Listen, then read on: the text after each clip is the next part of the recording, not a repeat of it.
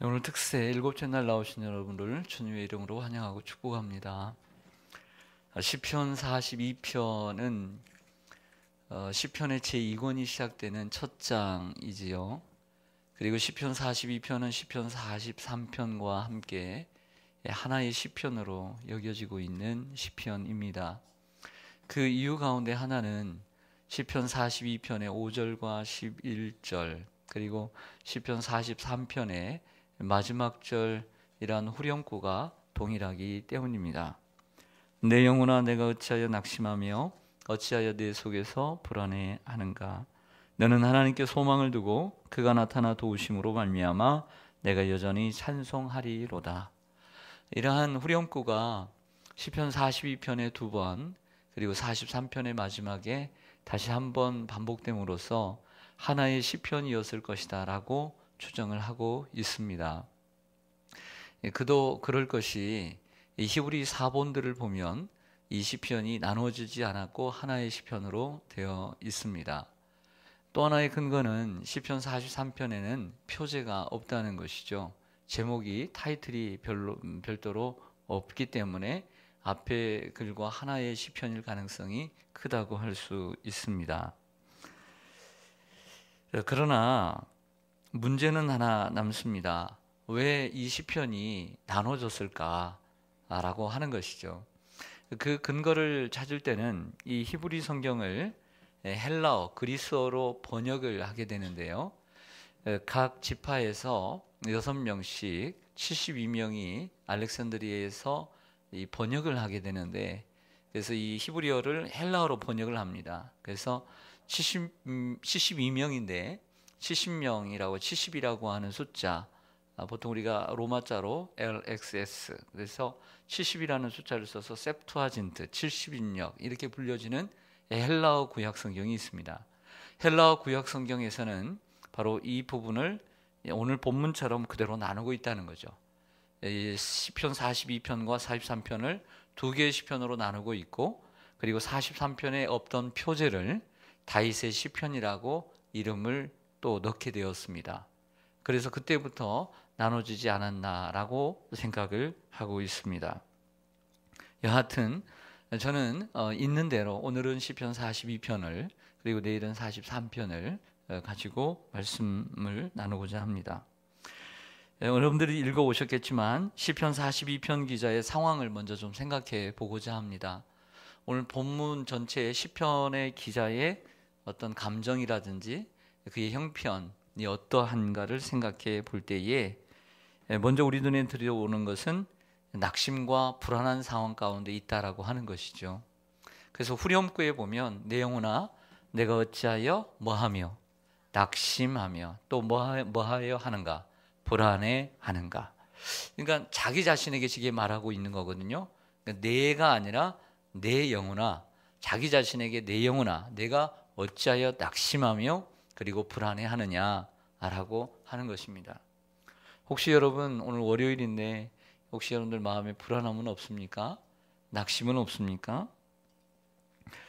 오늘 시편 이 기자가 왜 낙심하고 있는지 한번 추정해 볼 필요가 있습니다. 오늘 본문을 토대로 그 추정하는 어떤 구체적인 이유는 알 수는 없지만 그래도 그 전체적인 분위기는 우리가 볼 수가 있기 때문이죠.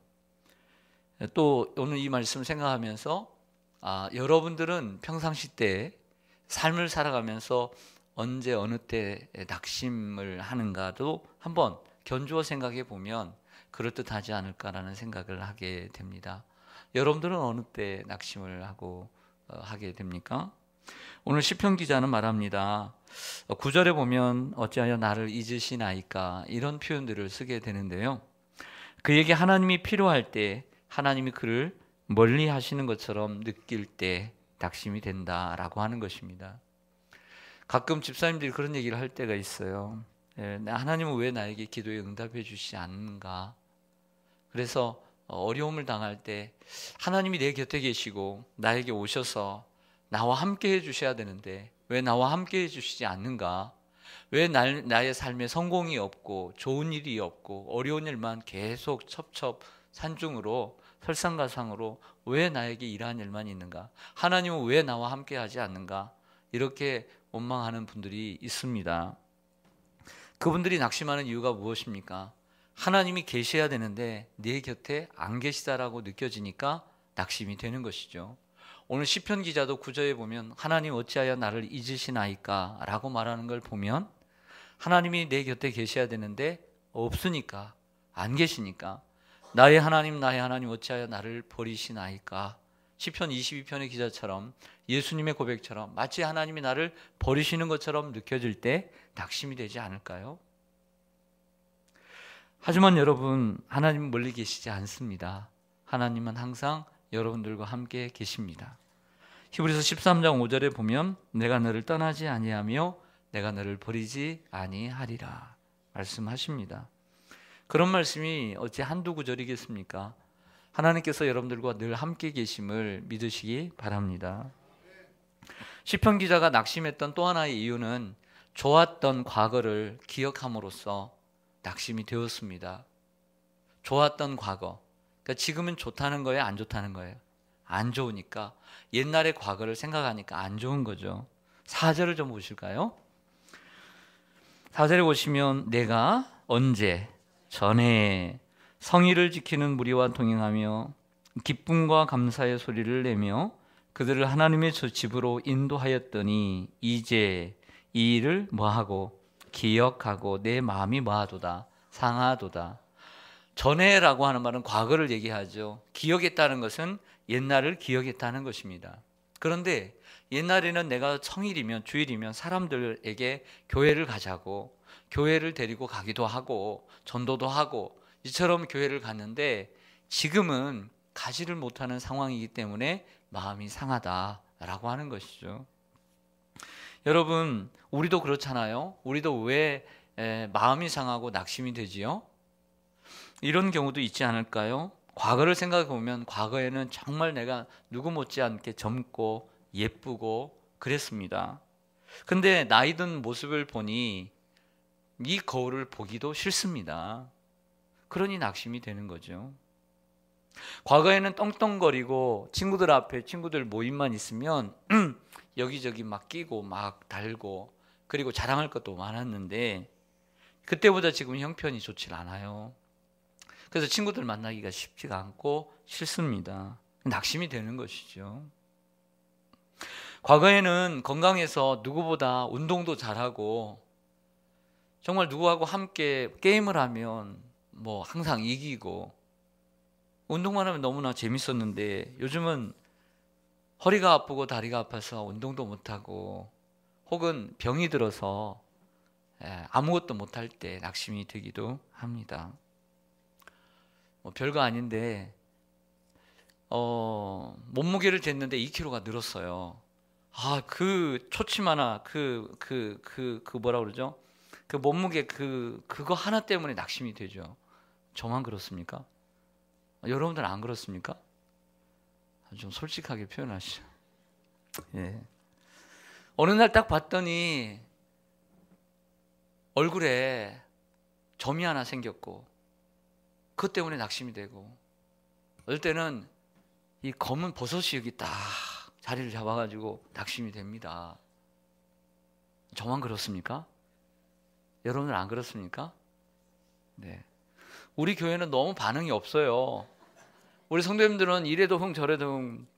우리 장로님들 대부분은 전라도 장로님인데 요즘은 충청도 장로님이 많아지셨어요. 생각보다 많습니다. 네, 4분이나 됩니다. 은퇴 장로님까지. 네. 그래서 그런지 집에 가서 이 생각하시는지 영 반응이 없어요. 네. 또 우리는 언제 낙심이 되지요? 네, 원하는 바를 이루지 못할 때 가장 큰 낙심을 하죠. 내가 노력을 했습니다. 꿈을 꾸었습니다. 수고를 했습니다. 그런데 원하는 바가 이루어지지 않을 때 그때의 낙심이 가장 크지요. 그때의 낙심은 이루 말할 수가 없는 거죠. 오늘 시편 42편의 기자의 이제 상황을 몇 가지 그려보면 이렇습니다. 과거에는 주일이면 정말 사람들 데리고 갔는데 지금 현재 상황은 그 성전이 있는 곳에서 멀리 떨어져 있고, 그리고 성전이 있는 곳으로 갈 수 없는 상황임을 분명히 우리에게 그려주고 있는 것을 알 수가 있습니다.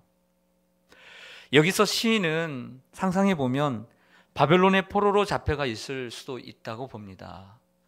그래서 그 고국에 가지 못하는 아픔, 또는 과거 바벨론이나 로마 시대의 황제 숭배가 위세를 떨칠 때 고향에서 쫓겨나 마음껏 하나님을 예배할 수 없는 형편이 일 수 있다는 것이죠. 로마의 통치 시대나 또 느부갓네살 같은 그런 통치 시대에 황제 숭배가 많이 성행할 때 하나님을 예배하지 못하는 상황이 됐을 때 낙심이 되고요. 혹은 이런 상황일까 아닌가 생각합니다. 이 문둥병이라고 하는 나병이 걸리면 가족들과 격리가 될 뿐만 아니라 그 사람들이 모여 있는 그 마을에 가서 살아야만 했습니다.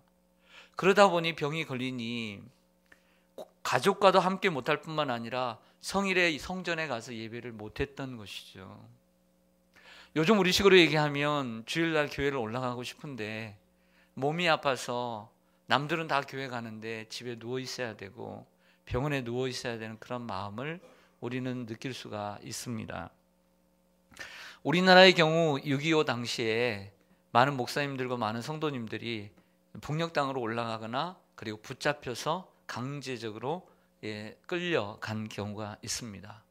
공산당이라고 하는 이러한 어떤 철학 혹은 그런 주의는 종교를 인정하지 않지요. 그러다 보니까 하나님을 섬기는 사람들이 하나님을 마음껏 섬기지 못하게 되었습니다. 교회도 없습니다. 성경도 다 불태워버렸습니다. 어렴풋이 기억되는 하나님의 말씀을, 암송한 말씀을 적기를 시작했고, 그리고 불렀던 찬송의 가사를 완벽하지는 않지만 1절, 2절, 3절씩 몰래 적어놓기 시작을 했습니다. 그것이 북한의 찬송가요, 성경이 되었던 것이죠.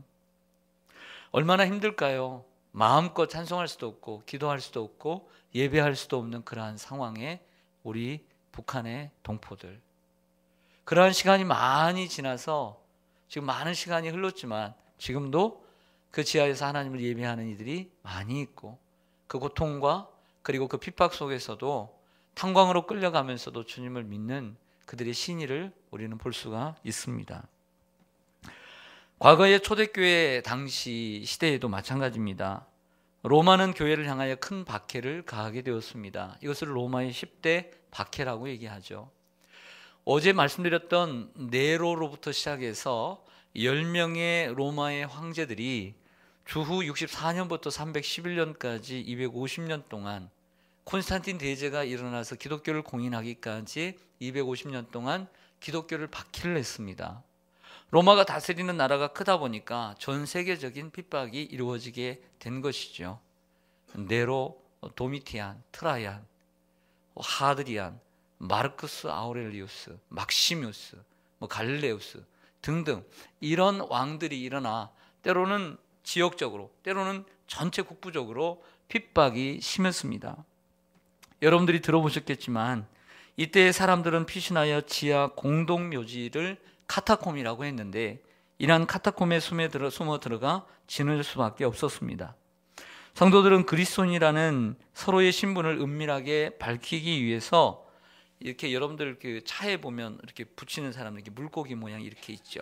이 물고기 모양을 하고서 했다고 합니다. 어떤 사람은 절반을 그리면 나머지 사람이 이 절반을 그림으로써 이 사람도 나와 같은 하나님을 섬기는 그리스도인이구나 이렇게 여겨지기도 했고, 또 이 물고기 형상을 보면 앞에 좀 방향 표시처럼 되어 있잖아요. 그래서 그쪽으로 가면 우리가 모임 장소가 있다라고 하는 이러한 어떤 표지판의 역할을 하기도 했다고 합니다.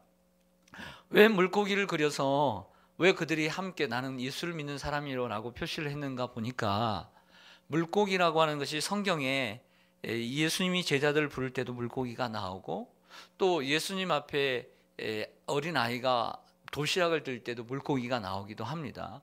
그런 연유도 있지만 더 중요한 것은 헬라어로 이 물고기라고 하는 말이 익듀스입니다. 따라서 하겠습니다. 익듀스. 익듀스라는 헬라어가 5글자로 되어 있거든요. 이 5글자인데 이 5글자를 하나로 우리가 풀이를 했어요. 그게 뭐냐면 하나하나 단어가 있는데 예수 그리스도 하나님의 아들 구세주, 이 단어의 첫 번째 단어의 이니셜을 묶으면 바로 익듀스가 됩니다. 그래서 물고기 형상과 이러한 단어, 그리고 그 단어의 의미들을 가지고 예수 그리스도는 하나님의 아들로 구세주로 믿는 사람들, 그 사람들이 오늘 우리가 여기서 모이자, 그렇게 해서 목숨을 걸고 카타콤에 모여서 예배를 드리게 되었던 것이죠. 사랑하는 여러분, 이처럼 오늘 이 시인도 예배를 드릴 수 없는 어려운 상황 가운데 처해 있어서 성일이면 주님의 전을 사모하고 옛날을 기억하며 낙심이 되었던 것입니다. 여러분, 또 우리가 언제 낙심이 되기가 쉽지요? 가장 쉬우면서도 우리가 쉽게 경험할 수 있는 것입니다. 그것은 다름 아닌 다른 사람들이 나에게 낙심되는 말을 할 때입니다. 지금도 할 수 있습니다. 쉽죠? 네. 역시 여러분들은 반응이 없어요. 네. 우리가 가끔 여러분들이 집에 가서 오늘 해보세요. 아침에 늦잠을 자면 왜 너는 늦잠꾸러기니? 하면서 너는 실제로 남에게 얻어먹는 신세가 될 거야. 이런 말만 한번 해보세요. 네, 밥도 안 먹고 갈 겁니다. 애들에게 너는 안 돼. 꿈도 꾸지 마. 이런 말을 하면 안 되잖아요.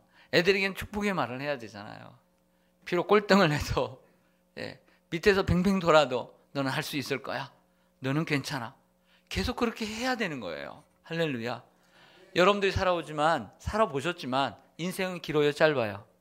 길어요. 생각보다. 공부할 수 있고 도전할 수 있고 성공할 수 있는 기회가 많아요, 적어요? 많아요. 너무 많아요. 지나고 나니까 인생이 짧아 보이지만 인생은 너무 길어요. 지금 10대, 20대 초반의 그런 아이들의 지금의 모습 가지고 내 인생은 끝났다라고 얘기하기엔 그들의 인생이 너무 불쌍해요. 그리고 그렇게 단정 짓기에는 우리의 지혜가 너무 짧아요. 인생은 너무 길어요. 할 수 있는 게 너무나 많아요. 할렐루야. 그러므로 여러분들 많이 축복하시길 바랍니다. 계속 축복을 심으세요. 축복을 심으면 언젠가는 많은 열매를 거두게 될 줄로 믿습니다. 오늘 시편 기자가 낙심한 이유는 무엇입니까? 오늘 사람들이 얘기입니다. 내가 섬기는 하나님이 어디 있느냐 그랬잖아요. 내 하나님이 어디 있느냐. 그게 낙심이 되는 거예요. 너 예수를 그렇게 믿으면 되겠니? 너 하나님이 어디 있느냐. 그 말이 낙심이 되었어요. 엘리야가 갈멜산에서 승리를 거두었지만 아마 육체적으로도 피곤하고 정신적으로도 쇠약했을 것입니다. 그러나 그때에 이세벨이 뭐라고 합니까? 내일 이맘때에 너의 목숨을 저 선지자들의 목숨처럼 내가 만들어 주리라. 그 여인의 말 한마디에 낙심이 되어서 광야로 도망을 쳐서 로뎀나무 아래에 거하게 되지 않습니까? 사람이 이처럼 연약한 존재입니다. 남의 칭찬 한마디에 춤도 추고 남의 그 지적 한마디에 하루의 삶을 포기하기도 합니다. 그러나 인생은 포기하지 마십시오. 칭찬은 기로 먹는 보약이라고 합니다. 기로 먹는 보약이다. 우리서 한번 보약을 한번 옆에 있는 분들에게 주시기를 바랍니다. 이렇게 한번 인사하겠습니다. 당신은 꼭 성공할 것입니다. 당신은 꼭 성공할 것입니다. 예. 다시 한번요. 당신의 인생은 더 행복할 것입니다. 예. 이렇게 보면 딱 보니까 사업을 잘할 것 같아요. 해보세요. 시작. 딱 보니까 사업을 참 잘할 것 같아요. 예. 우리 자녀들에게는 야, 딱 보니까 너는 크게 될 것 같아. 시작. 딱 보니까 너는 크게 될 것 같아. 아주 인사하겠습니다. 딱 보니까 자녀들이 정말 잘 될 것 같아요. 딱 보니까 자녀들이 잘 될 것 같아요. 예. 예. 사람들이 저를 보면 목회를 잘할 거라고 생각하세요? 못할 거라고 생각하세요? 여러분, 떡이라도 하나 드려야 될 것 같아요. 교수님이 이렇게 같이 강의를 하는데 보니까 뭐 칠판도 막 엉망이 돼 있고 그러더라고요. 그래서 제가 나이가 많지만 그래도 열심히 막 다녀서 별로 없어요. 뭐 지우개도 제대로 없고 분필도 없고 그래서 제가 1층까지 내려가서 교무과에 가가지고 제가 그 지우개하고 그리고 쓰는 그 펜까지 다 가져와서 갖다 드렸어요. 그랬더니 목사님이 한마디 얘기하더라고요. 저 목사님 목회를 잘하실 것 같다고. 할렐루야. 아, 근데 왜 그 칭찬이 몇 년이 가죠? 기분이 좋아요, 안 좋아요? 아, 좋더라고요. 그리고 생각이 들어요. 그래, 나 목회 잘할 것 같아. 아, 이런 생각이 드는 거예요. 그렇잖아요. 여러분, 우리가 살아가면서 너는 못한다. 너는 안 될 거야, 안 될 거야. 예. 옛날에 하도 그런 부모님한테 그런 얘기만 듣고 살았잖아요. 이게 잘못된 거죠. 여러분, 서로 칭찬을 하며 사시기를 소망합니다. 네. 서로 한번 인사하겠습니다. 이쁜 게 제라면 당신은 사형감입니다. 이쁜 게 제라면 당신은 사형감입니다. 네. 최고의 칭찬하겠습니다. 내가 다시 태어나면 당신으로 태어나겠습니다. 그만큼 당신을 존경하고 흠모하고 사모하고, 네, 닮고 싶고, 네. 그러지 말라는 분도 지금 계시는 것 같아요.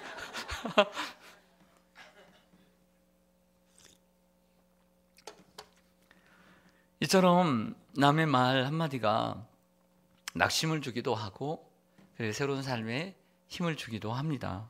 오늘 시편 기자는 내 하나님이 어디 있느냐라고 하는 그 말로도 낙심이 되었음을 보여주고 있는 것이죠.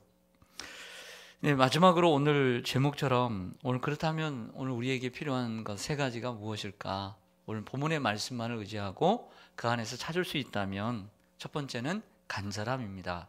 다시 하겠습니다. 간절함. 오늘 시편 기자의 처음 소재는 사슴입니다.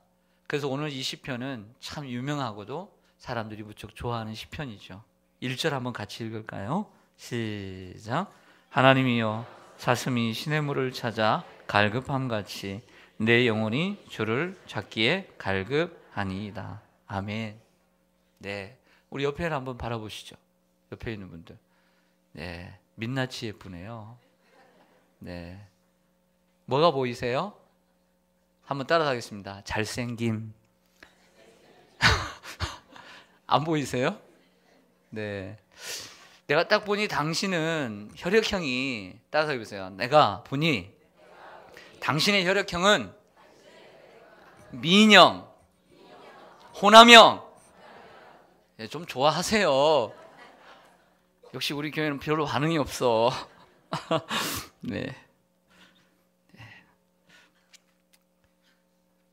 우리 한국 그리스도인에게 사라진 지 오랜 게 뭐냐면 바로 그 간절함입니다.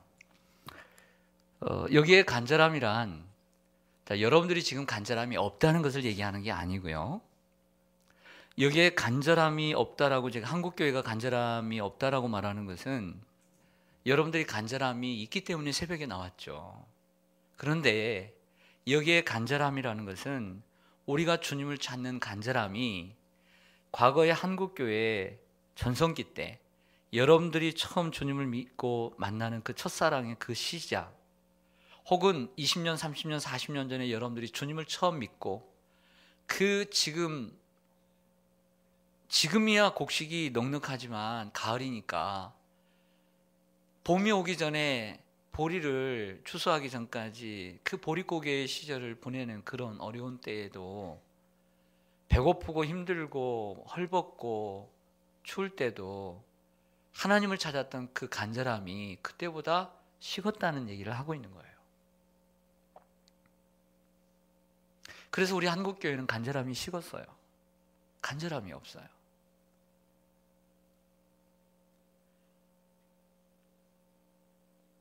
우리처럼 물이 풍성한 곳이 아닌 팔레스타인은 사막 기후입니다. 4월부터 10월까지는 비 한 방울 내리지 않는 건기입니다. 이때는 평상시 때 그 냇가도 와디가 되어서 차가 다니고 사람이 다니는 도로로 변해 있어요.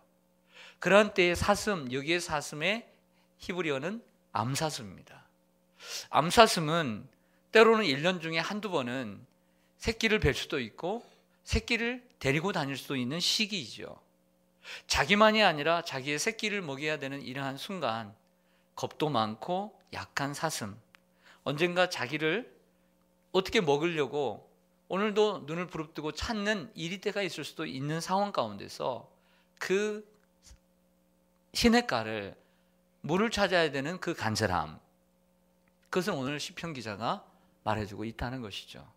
이러한 간절함이 우리에게 있는가? 이걸 한번 돌아보기를 원합니다. 그래서 이 시대에 필요한 것은 간절함인 것이죠. 그럼에도 불구하고 우리에게 간절함, 왜 간절함이 없죠? 네, 간절함은 언제 생깁니까? 가난할 때 생기죠. 없을 때 생기고, 병들 때 생기고, 아플 때 생기는 것이죠. 실패할 때 생기는 거죠. 먹을 것도 많습니다. 안 먹으려고 해요. 이불이 너무나 넘쳐나요. 신발도 넘쳐나네요. 신발장 더 늘릴 수도 없고, 부족한 것이 없고, 특별히 많이 어렵지도 않고, 뭐 힘들어도 그 정도 뭐 감당할 수 있는, 그러다 보니까 간절할 수 있는 형편이 아니다. 그러나 여러분, 진정한 위대함과 훌륭함은 부족해서 찾는 것이 아니라 차고 넘쳐도 찾을 수 있는 것이 진정한 사랑이고 신앙인 줄로 믿습니다. 거기에 훌륭함이 있는 것이죠. 나를 사랑하는 자들이 나의 사랑을 입으며 나를 간절히 찾는 자가 나를 만날 것이다. 혈루증 여인은 분명 아팠기 때문에 예수님 내게 나아갔지만, 사람들이 너무 많지만 예수님께 옷자락을 만지면, 그 옷자락이라도 만지면 나을 것이라고 간절함이 있지 않았습니까? 그 간절함이 우리에게 필요한 줄로 믿습니다. 우리가 교회를 나오고 새벽을 나오고 예배를 드려도 사실 간절함이 없으면 주님 못 만나고 갑니다. 그러나 간절한 사람만이 주님을 만나고 은혜를 받고 갈 것입니다. 두 번째, 우리에게 필요한 것은 감사함입니다. 따라서 하겠습니다. 감사함. 몇 주 지나면 추수감사주일이네요. 우리가 교회를 마음껏 다니고 신앙의 자유가 있을 때는 모릅니다. 주일날 아침이면 교회 가라고 깨우는 부모가 귀찮게만 느껴지는 자녀들이 있을 수 있지요. 그러나 반대로 교회를 반대하는 부모를 만나게 해드려요? 주일날 못 쉬는 직장을 한번 소개시켜 드려요? 아파서 한 달쯤 방에만 꼭 누워있도록 한번 만들어 드려요? 시간이 없도록 한번 만들어 드려볼까요? 그래야 감사할까요? 그러지 말고 시간이 있을 때 감사하고, 여유가 있을 때 감사하고, 예배할 수 있음에 감사하고, 기도할 수 있음에 감사하고, 이 새벽에도 많은 악기 울려 퍼지면서 찬양할 수 있음에 감사하고, 천정이 떠나가도록 기도할 수 있어서 감사하고, 감사하며 우리가 살기를 소망합니다. 그리고 우리 서로에게 감사하며 살기를 원합니다. 그리고 오늘 본문에 의하면 마지막으로 우리에겐 격려가 필요합니다. 시인은 자신에게 격려합니다. 5절과 11절에 자기에게 얘기합니다. 내 영혼아, 내가 어찌하여 낙심하며 어찌하여 내 속에서 불안해하는가. 이렇게 얘기하죠. 서로에게, 자신에게 얘기합니다. 야, 내 영혼아, 내가 어찌해서 낙심해서 불안해하니? 하나님을 바라봐. 하나님께 소망이 있잖아. 왜 세상을 바라보니? 왜 사람을 바라보니? 자기 자신에게 격려를 하는 겁니다. 자신에게 격려하십시오. 뭔가를 잘했으면 참 잘했어. 또 어려운 일 있으면 괜찮아. 한번 따라서 해보세요. 가슴에 손을 얹고. 뭔 일을 여러분들이 잘했어. 보람 있어. 그래서 야, 잘했어. 시작. 잘했어. 참 잘했어. 또 어려운 일이 있어요. 낙심이 돼. 그러나 한번 따라서 하겠습니다. 괜찮아. 네. 할렐루야. 자신이 잘했으면 잘했다라고 격려를 해주세요. 칭찬해주세요. 너 참 오늘 잘했어. 오늘 참 훌륭했어. 또 힘든 일이 있으면 야, 그래도 괜찮아. 나 하나님이 다 아름답게 선하게 만들어 주실 거야. 실수해도 괜찮아. 네 마음을 하나님 아시니까. 그렇게 살아가시길 바랍니다. 간절함이 우리에게 필요하고, 감사함이 우리에게 필요하고, 나 자신과 서로에게 격려가 필요한 줄로 믿습니다. 이러한 여러분들 되시기를 주님의 이름으로 간절히 축원합니다. 아멘.